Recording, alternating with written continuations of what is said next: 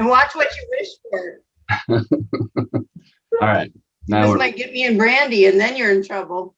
well, I don't know if I've told you, Julia, but most people say that without you two, I have the most boring videos on the planet. But as soon as you ladies show up, the party starts. So I think we're going to be good. So we're officially your backup singers. Or maybe I'm your backup singer. How's everybody at your place, Cameron? We're doing pretty well. We're getting ready for vacation. We're going on vacation on Monday. Where are you guys going? We're going to go to Florida. Cool. Yeah, we're excited. We get to take two of the foster boys with us. We don't get to take the baby, unfortunately. I was going to say, do you still have a baby? We do, but she gets. I bet she's getting big. Yes, big. Cool. Yeah. Cool beans. All right. Well, I know I've missed a lot, and I feel like it makes me get nervous, but now hopefully I'll have time to go back and watch videos and get caught up. And no problem. Well, so I'm probably going to be gone most of June, so you can have all of June to catch up. How's that sound? Awesome. And then I'll just write a big list of questions. Exactly. Yeah. And Brandy was just talking, we were talking about drawing tablets, the XP pen that you guys bought. Yep. So she was saying that what program were you using it in, Brandy? Several different ones. But you said you don't like it compared to the pen on your iPad? Oh, no, I do not. I honestly, I just don't think very highly of. It's probably operator error, or it's some kind of setting or something. Julia, have you used yours? Charlie Martin is gonna walk me through when I get started. All I've done is etch for the last month and a half, 7 days straight. So it's been really nuts. So Charlie and I talked, and after I got through that part and he got through Memorial Day, then he was gonna show me the program he uses and go that way. So and I don't know, Cameron, maybe we got Jeremiah one, and I don't know if he's used his either. So maybe that would be something, another little avenue we just talk about in conjunction someday. Yeah, I think it's a good one to plan for. How to use your tablet, what kind of tablet, that kind of stuff. I think that's a good idea. I do too. I'm looking forward to using it. There's been a few times when Tammy and I wish I knew how to use it. So anyway, all right. It will be, if you want, I will be back the week of the 21st. Okay. For just a couple days. If we want to get together on Tuesday the 22nd, I'd be happy to go over those things with you. Let's do that. Okay. Calendar. So let's plan for Tuesday the 22nd, and we'll talk about tablets, how to use them, how to plug them in, what they do, Perfect. etc., etc. All right. Okay. All right. So do you want to wait till then, Brandy, on talking about that, or do you want to talk about it today a little bit? The XP pen? Oh, yes, I'm perfectly fine. And I found a way to do what I need to do with my iPad Pro. So, okay, cool. For right now, I'm still looking for those drawings that I That's sent. okay. You can look for it while I talk. I'll go over this one design that I had in mind, and then we can go from there. Julia, I only had a couple things that I wanted to touch on today for sure. But if you do have any questions today, feel free to ask. As soon as I get my software ready to go. Because I'm so shy. Yes, that's the problem. That is the issue here. All right. Trying to get my software on the right monitor. How many monitors do you use, Julia? I have two. I have my big screen in front, and then I have the one on the laptop. Okay. Do you use both of them, like in tandem, or do you tend to just stick with them? I'm just learning how to use them separately. I normally had them just connected as one, and Tammy works every day with two screens. And so it's normal to her. So she's trying to get me a little bit more. It's wonderful. Once you start using it, you'll never go back. Yeah, exactly. Okay, so today I'm going to share my screen. Let's see, share my screen number 3. Share. And I need to get my home screen display thing going. Key press OSD. That's right there. Okay. Are you guys able to see this Corsaro? I should say, are you ladies? Because there's no guys around. That's okay. I don't get caught up in that, but. Anyway, can you see my screen? Yes. Okay, so this Corsaro design, I got asked, how do I make this panel longer so that, there's more space for 2 extra people? Okay. When I started looking at the design though, what I noticed was, and I don't know if you can tell just right off the bat, but I can see that this design has been stretched. And what I mean by that is if I look down here in the corner and I look at the thickness of this vertical line versus the thicknesses of the horizontal line, Yep. my eye can see that those are 2 different thicknesses. Yep. And that's just something that I've trained my eye to look for all the time. But to be sure or to know if I'm right, and it's not just an optical illusion, I'll usually come in with, I'll just grab the freehand tool and click over here on one side and then click over here on the other. And that will show me right here how big that line thickness is. Okay, so it's 0.114 inches thick, which to me is too thick to sandblast. I wouldn't want to sandblast that just because it takes all day, right? If I come down to this one and go top to bottom, then that shows that it's 0.089 inches, which is really close to 0.09, which is what I usually like to have my line thicknesses at. So just looking at this, my guess is what happened was they brought in the clip art from wherever. It might even be my clip art, I don't know. But they brought in the clip art and then they stretched it. So if I took these, just the panel part, and I'm holding shift and selecting the text. So now all I have is the panel selected. If I pull it in this way, okay, then we'll see that this is going to come back down to closer to that 0.08 inch mark. If I really wanted to be specific and know how much it was stretched, what I would do is I'd normally just do a little bit of math.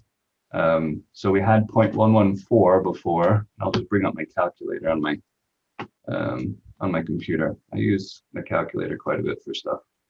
So I would take 0.114 and divide that by the 0.089. Now this isn't a math lesson, and sometimes I get my algebra wrong. So maybe it's 0.089 divided by 0.114, something like that, right? So the difference between the size that I need and the size that it is looks to be, 78%, or it's 128%. One of those 2 numbers is right. I'm working on the fly here, so you can check my algebra, but it's going to be one of those 2 numbers. Either it's too big or too small. So if I take 1 minus the 0.78, or let's just say it's, okay, I need to go 78% of what it was before. So if I take both of these and on just the x-axis, just this one, if I go to 78% instead of 100%, it's going to shrink it down. I need to make sure that this is not locked. If it were locked, then if I switch this, it would shrink the whole thing down, which is not what I want. So I need to make sure that's not locked. Change this to 78%, and then I'll remeasure and go from here to here. Sorry, from here to here. And now we're at 0.089. So I guess I did my math correctly, where they had made it that much larger than what it should have been, right? Oh, gotcha. So that's why it got stretched out is because they took it and simply, if it was this that was being selected, just this part, they just stretched it like this, you know, so that they could fit the text in it. The problem with stretching designs, the way that that works is it also stretches your V-lines. So your V-lines are no longer going to be consistent. If I did it drastically, just to show you, then it really gets, you know, stretched out. And you can really see the difference there. So most people are not going to notice probably that this is 0.114 inches and this is 0.09 inches. But as professionals, I think it's important that we keep consistent thicknesses and, you know, make sure that our stuff isn't stretched per se. So that's the first thing that I noticed, is that that has been stretched. Did that fix all of the blastable lines in this, or just the 2 double borders? It's going to touch anything. If I stretch this out, okay, it's going to stretch out any of these lines here, even the lines in the flowers and right there. I mean, some of it's more noticeable than others, but it's going to stretch anything along that the width of it. That line. Yep, it's not stretching anything top to bottom. All of those thicknesses are going to stay the same. It's only stretching left and right. Unless they pulled a handle from the corner and stretched it. Correct. So if they were to have changed it proportionally, if they grab it from a corner and go this way, then it's not going to stretch because it's proportional. But what it does is it still makes it thicker. Okay. So if it had started out this size where it was 0.09 inches all the way around, and then they made it bigger to make it fit, it's going to fit and it's going to look nice. But then if we measure our lines, that's when they're going to turn into possibly the 0.114. Okay. And so as you make things bigger, it's going to proportionally make your sandblast lines thicker, which isn't horrible, but the thicker those are, the more time it takes to sandblast. If you use paint, the more paint you have to use, the more likely things are going to come out. You know, everybody's got their own standard as to how thick they like those lines to be. I've seen, just in the industry, talking to different people around different places, I've seen anywhere from 0.06 inch V-line thicknesses to 1/8 inch thicknesses. So it's not the end of the world if it were a 0.114 inch line thickness, because some people actually prefer that, right? They like the boldness, they like how it looks, and maybe they like how it sandblasts because it sandblasts easier. But it does also take more time.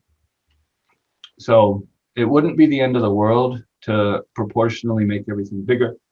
And if we look at this particular design, again, this might be one of mine, I'm not really sure, but there are line thickness differences just in this design itself. The panel lines are thicker than the lines for this cross and flower design.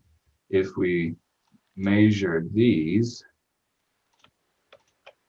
you know, those are 0.085, which before, if we had measured them beforehand, before it ended up stretching to begin with, so from here to here, it was 0.067. So that's really the minimum that most people are willing to sandblast. Some people aren't even willing to go that thin at all. And so this design itself has 2 different line thicknesses in it because, again, more than likely what happened was somebody brought in clip art and built a panel, or they built the panel first and then brought in clip art that was too large, so they shrunk the clip art down to fit into the corner, and now you've got 2 different line thicknesses, right? Okay, so whenever you made those corrections to the X and Y axis, it corrected the blastable line on both of the boxes and also the crosses, the the flowers, the vine, everything, correct? It's going to proportionally make it bigger. So if it was 0.06 whatever beforehand, when I make it bigger, it's going to proportionally make that bigger. So if we just go by percentages, okay, if we say we want to make this 125% larger, then whatever that number was before, so this number that we had before was 0.06 something, right? It's now 0.08 because that's 125% larger than the 0.069. Which also means that this line is 125% larger than what it was before. So instead of 0.09, now it's 0.111 or whatever. Obviously my math isn't exact on those numbers, but hopefully you get the point that Yes. as you make it larger, it's going to proportionally get larger. The downside with what I saw with the design is that it wasn't scaled proportionally. So they had changed only the X and not the Y, which then stretches it. It makes everything on the X 125% larger, but not on the Y, which then makes it look disproportionate. And if we're talking about proportions, I mean, if you took, just a person, if you were looking at a person that was an average build, average weight, average whatever, and shrunk them down without doing anything else, they're going to look fat because they're shorter than they are tall, and if you stretch them out, they're going to look fat. It doesn't, one way or the other, it doesn't matter which way you go, it's not going to look right. So proportionally, I think it's important that we make things grow or shrink. Proportionally is one thing, or if we don't want those line thicknesses to change, then we need to change the way that it's growing. Instead of actually just making it larger or making it smaller, we need to move the pieces, the nodes that make up that particular design. Okay.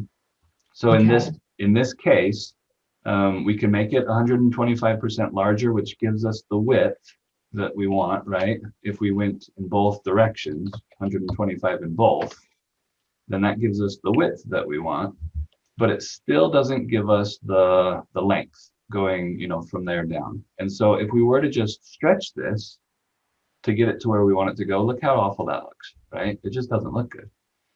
And so the question is, how do we make this panel larger without making it look so ugly? Okay? Right. And the answer is to actually move the nodes that make it up. So what I would do is I'd switch over to the shape tool and grab the nodes that make up the design. And if I want to, I can grab, holding shift, I can select both of those and grab all of those nodes. And all I have to do is click on one of them. It doesn't matter which one. I'm just going to click on one and start dragging downward. As I drag, I'm going to hold control so that it stays in line. And then I'll just let go where I want it to be. That's not being very mathematically accurate to anything. I don't know if this is the same distance as this mathematically. Oftentimes, I don't really care. I just look at, most of the time when I'm laying things out, I look at what looks good to my eye, right? Just because I've done it for so long, I go off of what looks good to me. So I would be perfectly happy with just dragging it down to about there and call it good. If I wanted to be exact, if I wanted to know exactly how far, that was and that was, etc., I can again measure. So I can come in here and click from there to there and say, oh, that's 0.2714 inches, right? So if I wanted to, I could drag, again, I'm just going to grab both of these and then grab my nodes, drag it down, but this time I'm going to grab, I am going to grab this bottom node. And the reason for that is because if I grab that one, as I pull it down, I can snap it to this bottom edge, and that's going to snap to the very bottom of my stone. Okay. And then from there, I can say, well, I know that I need it to go 2.714 or whatever. Let's see, I've already forgotten. This is the problem with math, is I've already forgotten what my number was. 2.714. There we go. I guess I didn't forget. So I need those nodes to be that far away from the bottom, so I can grab them all. Because I changed my nudge, I can just grab them all and hit the up arrow on my keyboard, and it will then, oh no, this is the problem. if you run into it. If you do grab them and use nudge only does the main object, which is the blue one. The red one is my secondary object. That's when I selected second. So I actually have to grab these separately in order to nudge them. Versus if I do it manually, if I just drag them, I can grab them all at the same time. If I nudge them, I need to grab them separately because they are separate objects. The alternative is that you can actually grab them and combine them together first, and then you can grab all the nodes and nudge them. That's perfectly fine. But because they were separate objects, I needed to either nudge them separately or, whatever. So there's different ways of going about it. I don't know if this looks any better than the one that I eyeballed. I don't know, but that's up to debate, I'm sure. So now we've made that panel longer just by grabbing those nodes and pulling them down. And by pulling the nodes themselves, you're not stretching this out. So this is still the exact same length that it was before, 0.0 or 0.111. Okay. Does that make sense? Yes, it does. Julia, are you still there? Did you run away? I'm here. Nope. Does that make sense? Mostly. Mostly. I just have to take notes and put them into practice. That's how I learn. So it's really true. I mean, I know you haven't done a lot of this, and so that's really what it is. You have to get in and use it and play with it to see how it works. But hopefully that's a good explanation of why I would stretch things versus not stretch them, or why I would use nodes to pull things out and make them bigger and that sort of stuff. If it were me, okay, and this is just me being picky, I don't particularly like having two different line thicknesses. Some people really do. Charlie actually is one that really likes having the outside of things bolder than the inside of things, just because he likes the dramatic effect and giving more emphasis to the overall shape as opposed to all the details inside of here. And so I think, he'd probably be totally cool with it like this. And again, I've got some customers that this is even smaller than what their default is. So I'm sure they'd be cool with it. But for me, I like to have all of my line thicknesses the same. Okay. And so if I were doing this, I would actually redo it. I would take and draw a new box. So I'd just come up there, snap a box to there, and then I'd pull this box over. Because it's a single line, there is no line thickness. There is no thickness to this. So I can use these as much as I want, handles, and stretch and whatever, because it's only a single line.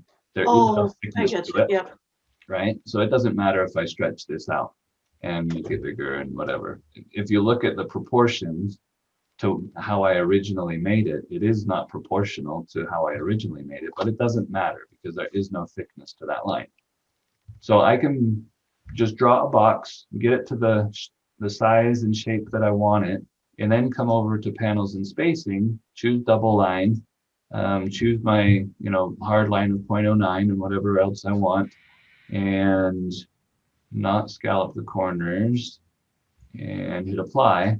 And that should then rebuild the panel to be a 0.09 inch thick panel. So now I've got the panel that I want. So all I really need to do is get rid of the panel that I don't want. And normally so here's another use for nudge. If I take this and just say like 25 inches, then I can push left, and now it's off to the side. I know it's off to the side by 50 inches. I'm gonna come back to it later. So that's one use for nudge, is that I'm gonna come back to that later to get it where I want it to be. So I'm just going to delete these existing lines of the panel that's currently existing, and I click on them and they make a little black dot. And as I do that, I can then delete the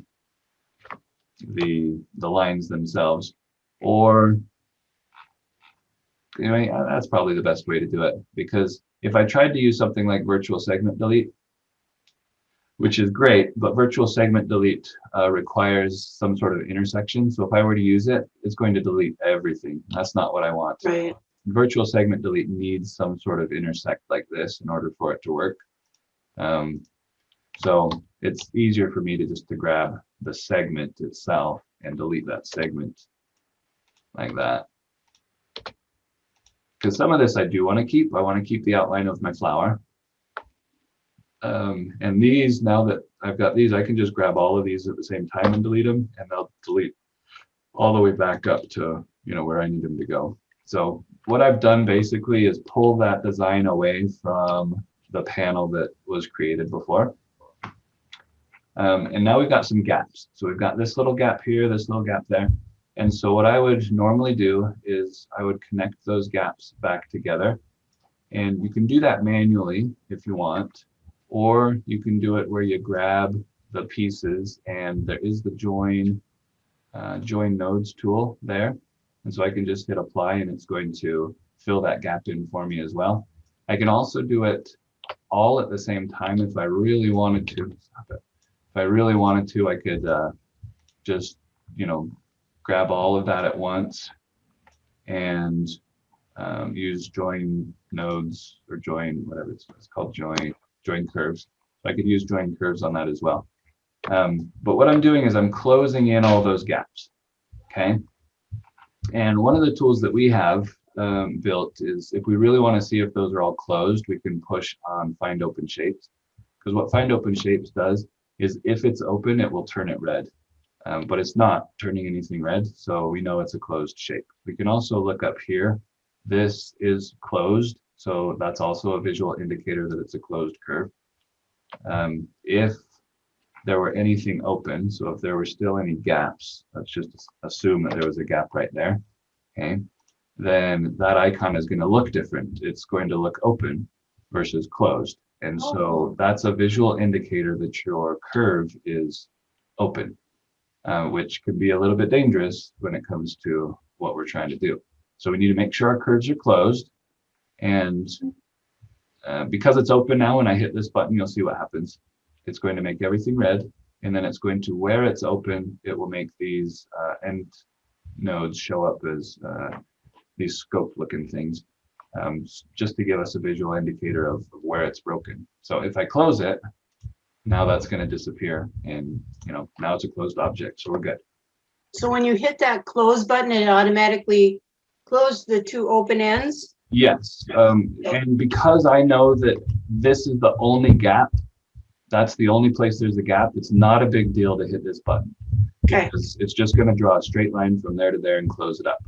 Okay. If there was a bunch of those, if there was one there and there was one over here, you know, like when we started to begin with, if I stepped back to where we were here, like this, and tried to run closed curve, what it'll do is it will close them how it wants to close them. And it's now going from here all the way up to there. And I think I don't know what the logic is behind it, but logically, that's not what I want it to do. I want it to close from here to there and from there to there. You know what I mean? So it's not going to be a good idea to use this button if you've got a lot of things that are opened up. That's what the join curves tool is for, is being able to close things in better than that one. So yes, and it also, because we've got two different objects, we've got this object and the inside one, you know, they're two different objects. And so that's another benefit of the join curves Docker, is that it can take my blue line and it can take my red line, and it can actually combine, or it can fix them both at the same time. If I grab all the nodes, it will fix all of it all at the same time, which is kind of cool.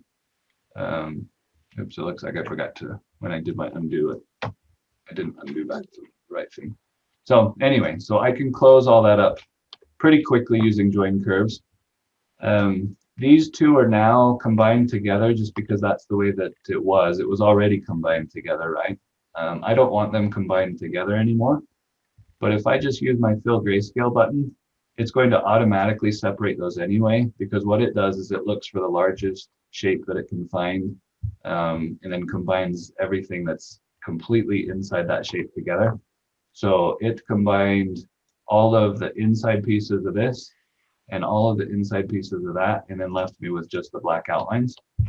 So that's a very easy, quick way to separate those and fill those the right way. So now we've got our designs the way that we want them, and we just need to bring our panel back. So if I grab that and move it over 2 clicks, and it's behind things, I think I on purpose put it behind stuff. So I'm going to hit Shift Page Up to bring it to the front. Or what I could do is I could go to Object, Order, and say Behind. And then I'll just click on this black one here, and it's going to stick it in the object stack behind that, so that it's behind the text, it's behind everything else, and put it exactly where I want it to put, to be. So I've now put that where I want it to be. I've got my panel made. The only difference really between this and what we had before is that we've now got panel behind here, which we did not have before. Yeah. Okay. Yep. So when that's the case, and again, if I'm just trying to be, a little bit picky, what I'll normally do is I'll just add some nodes. So I'll just come in here and double click these lines to add some nodes. And then I can grab these ones and drag it down a little bit. Same thing for this one. And there's a bunch of different ways you could do this, but I would just normally do something like that. Just pull it out of the way and off the corner. If I don't add nodes and all I did was drag, then you'll see what happens is it moves everything. It moves the whole line, and that's not what I want. So that's why I'm adding nodes to pull that down. That's why I'm adding nodes here to pull that down. Otherwise, it would move that whole thing, and I don't want that to happen. So that's one way to get that out of the way. And I don't really care. If you look at these lines, they're not pretty, but I don't really care. Because they're going to end up getting deleted anyway once I prep this for cutting, right? Those lines are going to get deleted. They don't really matter to me. But I want to keep these things separated, because that way, if I really wanted to, I could take this corner design and move it down or shift it up or move it to the right, or, I've got more adjustment power now to move things around because they're separated from each other. If I had left them the way that they were before, it's harder for me to make those adjustments. And so I really prefer to have, especially corner designs like this, separated from the panels so that I can move things around easier. Yeah. So now we've got that done. And the last thing is, I don't really know what color this is because I didn't create it. So I'm going to just click on the polish, come over here to fills, and click on the what color button. And it's going to tell me that's China Gray Fine HD, so that I can go and find my China Gray Fine HD and reapply my fill. So I'll just grab, actually in this case, since we've got vases that are a different color, I'm just going to grab the inside stuff here and fill it. So now our panel is filled the same color as everything else, where before it wasn't. And then the last thing, this isn't a big deal, but it's just stuff that I look for. This vase, if you import a vase, it comes in like this, right? And it comes in where the shadow is on the right-hand side. So they likely put the vase here, and then they mirrored it. And by mirroring it over on this side, what it does is it makes it so that the shadow is now on the inside. So if we were looking at this from a light perspective, you would have some source of light up here, and you'd have some source of light up here shining, which doesn't make a whole lot of sense to me to have the lighting that way. It's not a big deal, but I would either keep my lighting consistent in one direction, coming from maybe this way, or I would flip these on themselves so that not that way. I kind of like it this way a little bit better, so that if the light was coming down from the top, then it's going to cast a shadow that way. Okay. Not a big deal, but that's the artist in you. Yep. And then the last thing is, because this is polished, this is an all polished base and this is polished. You can't see a whole lot of distinction between the two. So I would normally just grab and draw a rectangle, make it black, come over here with some transparency and, just throw in a little bit of transparency to drop in some shading there. And it just changes the look of the design that much more, distinguishes, it gives you depth. So you can tell that this is not as thick as this because it's casting shadow and adding depth and that sort of stuff. So it can make your design look just that much better by adding in a little bit of okay, I'm going to ask you to walk through that one more time. You went over, you made a... Yep, so I just grabbed the rectangle tool. Okay. I snap to the bottom left because that's where I want my shadow to start. Yep. And over here, it doesn't really matter how tall I make it because it's going to be invisible anyway. But I made it about here. Okay. I just snapped to that side. Yep. Fill it with black. Okay. Go to transparency. Okay. And then if you click up here, you're going to have a lot of black, and that's not what I want. So I'm clicking below it and dragging upward. And I usually hold control when I do that because what that does is it makes it so that it stays straight. If I go to the side a little bit, notice that what happens. Oh, sure. We've now changed our light source to somewhere up here instead of straight up and down. Right. So if I just click and drag from the bottom, holding control, and I'm ending somewhere below that top line, because if I go above the top line, it's gonna end up with a hard line right there, which I don't want to see. So I'm ending below the top of the line, and I'm starting down here, because if I were to start up here, you're gonna have a whole bunch of black, which doesn't look good either. So that's why I grabbed it where I did and where I ended it where I did, so that it gave me some nice shadow without overdoing it. So you didn't have to type in a percentage of transparency. You didn't have to do anything. You just... No, because what this one is it's a linear transparency. So it's going from completely transparent, which is 100%, to not transparent at all, which is 0%. Okay. And it's going from one to the other. And that's, like I said, why I'm starting where I am and ending where I am, because then I don't have to type in those numbers. All right, cool. Because I was just separating them. I just separated my die base a little tiny bit because you can do that too, but no, I get it. It just that's all I knew how to do. So yeah, I just think it looks better throwing some shading. It does. So that's how I would fix this particular design. Cool.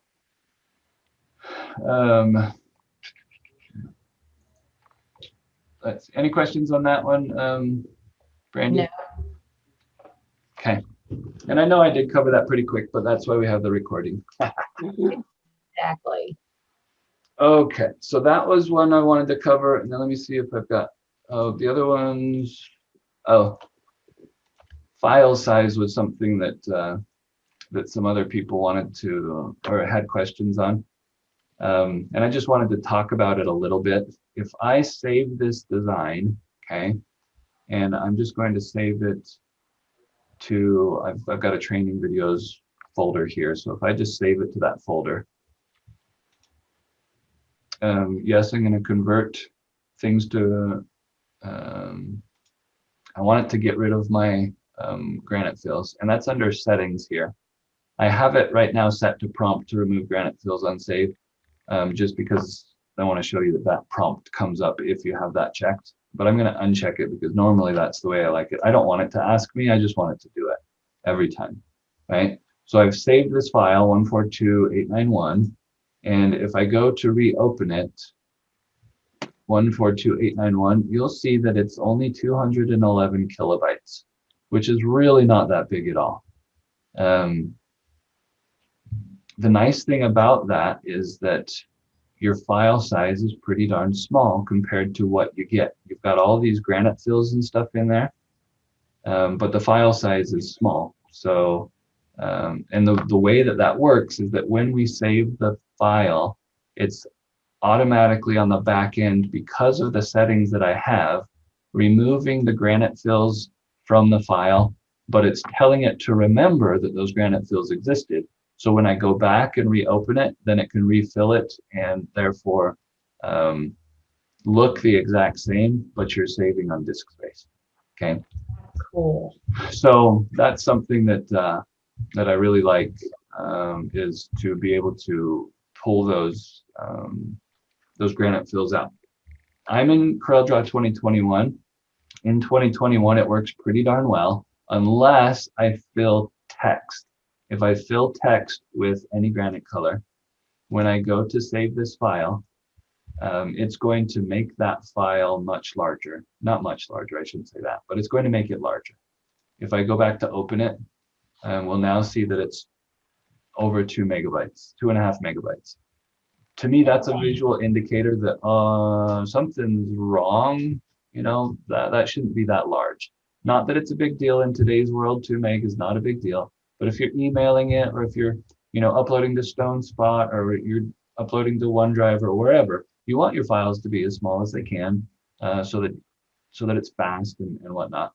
The reason that this file is the size that it is because what happened was there's a bug in CorelDRAW that if I fill text with any sort of bitmap fill, it automatically embeds that bitmap fill itself into the file, because it's considering it a style. Text has styles, and so it's embedding that into as a style. They've been working on it to try to fix that issue. In past versions, that issue has actually occurred not just in text, but in any object. So some versions it's been fixed, some versions it's not. 2018, for instance, is pretty bad for stuff like that. And so I've had people that have had files that have just become massively huge because all of these fills, as they use them, and the problem is that if they cycle through different colors, so let's say they change colors and then they change colors again, and then they change colors again, as soon as they make those changes, it's embedding that file and that fill into the file. And so I've actually literally seen 18 gigabyte files because of embedded things that shouldn't even be there. So anyway, if you notice your file sizes are large, that's likely one of the reasons is because of that bug. In 2021, again, it's not that bad unless you're doing text. And I normally don't fill in my text. Normally what I do is if I had text like this one, so some people would, if this were a black stone, instead, if we were to you know, say that this were black, some people would take this and instead of making it white, they would make it 10% so that it ended up showing as a frosted look when you fill it in, right? And so just by turning this into a frosted looking text, it's going to embed that fill in there. So that's going to make your file size a little bit larger. Interesting. If I only made it white, then it wouldn't do that because that's not a bitmap fill. That's just the color white. So I normally do white because we always actually applied a white highlight to the text anyway. And so it was whiter than just a natural frosted look. So I always did white anyway. I kind of like the contrast a bit better anyway. And I also like that if you fill the text in with something, I don't like super stark white on most stuff, but if you do highlight it, it's also going to seal that so that when the stone gets wet, the text isn't going to disappear, right? And so I always showed it white. I know some people are against fills, they're against lithochrome, they're against whatever, you know, stain. They want it all natural, which I can understand to a point, but from my perspective, I like having it filled in a little bit. So that way, whether it's raining or not, I can still see the text. It's going to look, you know, similar. Same thing with panels. We would lightly highlight our panels so that if the stone got wet, you would still see the panel just fine. Anyway, so that's something that I wanted to talk about. And I have been asked, you know, how do you know whether something's really wrong? And if I look at the file in File Explorer, you know, we can see again that it's 2.61 megabytes. But if we actually look at the contents of the file, and so a little trick with CorelDRAW files is that these are CDR files are really just renamed. That's not the button I meant to hit. is a renamed .zip. So if I rename this to .zip and open it up, then it's going to show me the contents of that file. And one of the folders in there is styles. Inside that styles is the color bitmap that we used. And so I've actually seen files that have had literally hundreds of these in there and made the file so massively huge that it wasn't, worth using. Wow. So just something to pay attention to. If your file sizes are too big, then there's a problem, right? But it's likely a problem that can be fixed and alleviated if you know what's going on. So I still have my old laptop that I will send, that I do my drawings in CorelDRAW. Then I change them to a JPEG. I export them. It says export for web or whatever. Then I send them and I email them to my other computer. I'm so backwards, I know, but anyway, they're huge. I mean, they're just massive. They're like, but I don't know how to make them smaller. One day I'll get it all on one laptop. Depends on what you want to do with it, Julia. So I go to file. Okay. Then I go down to export for. Let me go back to, let me open up that design really quick, this one. Yeah. Oh, it doesn't exist because I changed it to a .zip file. Hold on just a second. That's okay. I like that panel with the roses. That's pretty. That one is one of Brandy's husbands. Oh, I could have used that this last week and a half ago. This is not the right one. Hold on just a second. Open up. I'm going to rename this to CDR again.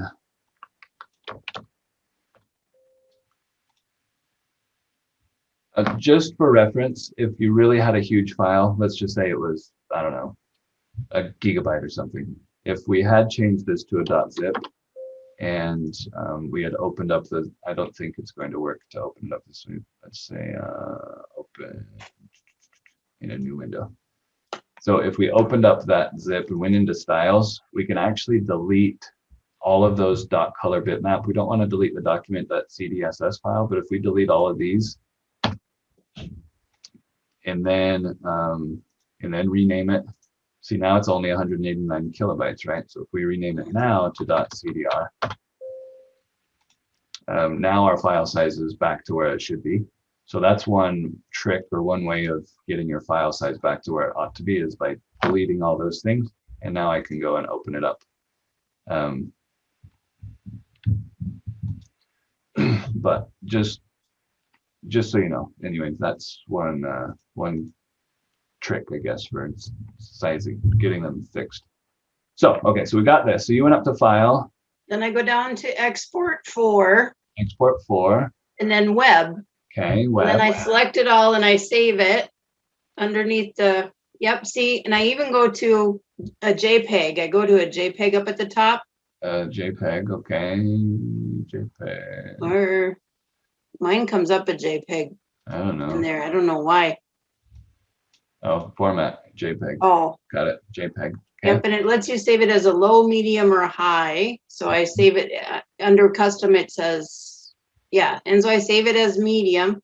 But it's still like, 2.5 or whatever, 3 MB or whatever, I don't know. Yep, so the reason for that, the reason it's so big, and it'll tell you right here, it'll give you an estimate. Yeah. The reason for that is because if we look at the inches, you're still at full size, 53 inches. Oh. Okay?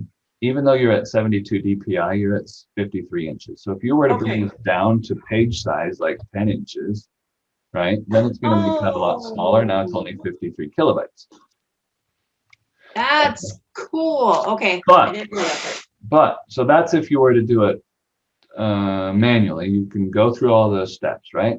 Yeah. Or if you want to, all you have to do is hit my little JPEG button right here. Okay. And what that does, what's that? And then select the picture. So the way that this tool works is if you don't have anything selected, it's going to prompt you. It'll say, hey, nothing was selected. Okay. Do everything, and I'll say yes. Okay. Or if I wanted to, I could select exactly what I want and then hit the button. So it'll work both ways, okay? So if I have nothing selected, I hit the button and I hit yes. It's going to export everything. It's going to keep my file name the same as my CorelDRAW file. it's going to automatically send it to the export folder. And To so if proofs? I go, oh, sorry, proofs. It's going to automatically put it in proofs. So now it's in proofs, and it is 811 kilobytes, because what it does is it makes it 1920 pixels wide, which is standard HD resolution on a monitor. And so this is meant to be viewed on screen really nicely. Okay. Awesome. Awesome. If I hold shift and do the same thing, it's going to make it a little bit smaller, because it's going to go to 1280 pixels wide instead of 1920. Not that it's a big deal, but back in the day, it used to be a big deal for file sizes. And so it's, it's going to make it a little bit smaller. So if I go to proofs now, because I held shift, this version, or maybe, it's the same. I don't know. It's supposed to make it smaller. Let me see if I actually held shift.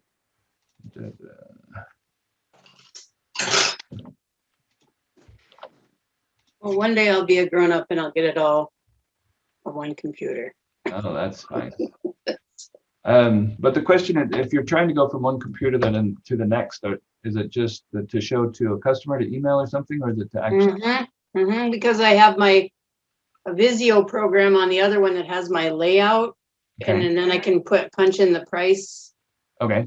And you know what I mean? And I need to put that into CorelDRAW. I just don't know how to put it into CorelDRAW. Okay, well, let's just cover that super quickly.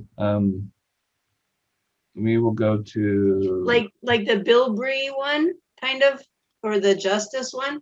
I mean, I can't see it because it's tiny, but it looks like it has the information and the disclaimer at the bottom. Yep. So if I bring this in, you notice this background here. So that's the background that I used to have when you click on this background button, which is why it's the color that it is. So that's what it used to bring in. In my latest, in the beta version of my latest version, which is the one that I'm using, I've replaced that generic blue background with more of a template. So when I click it now, it actually brings in this template and sizes it automatically, which is really cool to fit. Wow, so you did something to me, Julia. I know. I got to go grab something to drink. I'll be right back. So anyway, so it's going to bring in this different version of the background. And this is Morris Monument, who's in Delta, I believe it's called, Delta, Colorado. That's their logo there. So obviously you wouldn't want to have that logo, but that can all be replaced. So. And we talked about this a little bit, Randy, about making your template look and look like what you want yours to look like, to match your logo and your theme and your whatever, that kind of stuff. I will bring in, actually, let me open up, because let's just bring this one in.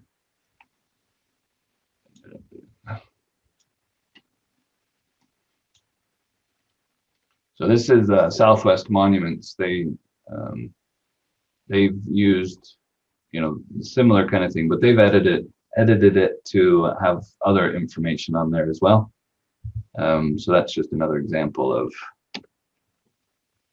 of a proof. So Julia, this new button, the new update that I have, will bring in this template, which allows you to edit these little pieces here. If I take the text tool, I can come in here and change my order number. I can change the cemetery. I can change whatever, right? Order number 5, whatever. So what you can do is whatever you have in Visio or whatever program you were talking about, if you do move it over to CorelDRAW, you can move it over into your template. And that way, when you click that button, it will bring in the template. It'll automatically size it around your stone, and then you can make your changes from there. Okay, that's what I need to do. So it'll take a little bit of time to make your template. But what you do is you just go to Open and go and find where the templates are saved, which is normally in the Documents folder, and then under Documents is going to be MemorialDESIGNER. I'll go this way. So Memorial Designer, and then under Memorial Designer, there is an import folder, and that's where those are located. So in my latest version of Memorial Designer, that's right now just in beta, so there's not very many people using it, but the new stuff, there's actually 8 different versions of backgrounds that you can have now. I don't want this one, and I don't want that. Oh, wow. There's 8 different background versions, because what it also does is it can automatically tell whether or not it should use a vertical layout versus a horizontal one, based on the height of your stone, so that it will fit better. So if I open up this background file, I can edit this as much as I want. So let's just say we get rid of Morris's logo and, you know, put in my own logo, best stones ever, something like that. So I can edit this template as much as I want. If you say you want to put pricing in there, great, put pricing in there, whatever you want to do. Okay. And overwrite that background, just save over the top of it. And then next time I use the background button, it's going to bring in that background instead. So now you can see best stones ever. That's what I need to do. So that's a great, use of templates. And that's another thing too, is the reason you can have multiple versions. You could have one that has pricing. You can have one that doesn't. You can have one that's got a cemetery background. Whatever you want to do, you can do up to 4 different versions plus the vertical versions of those. And so you can really, have fun with that. Cool. But anyway, that's kind of what I wanted to cover. Hopefully that's good for the day. Sounds good. I gotta cut out. I got a lady coming in here in 2 minutes. So awesome. Have fun with them. We will talk to you later. Guys, Brandy, good to see you again. Thanks, Julia. Bye, guys. Bye. We'll talk to you later.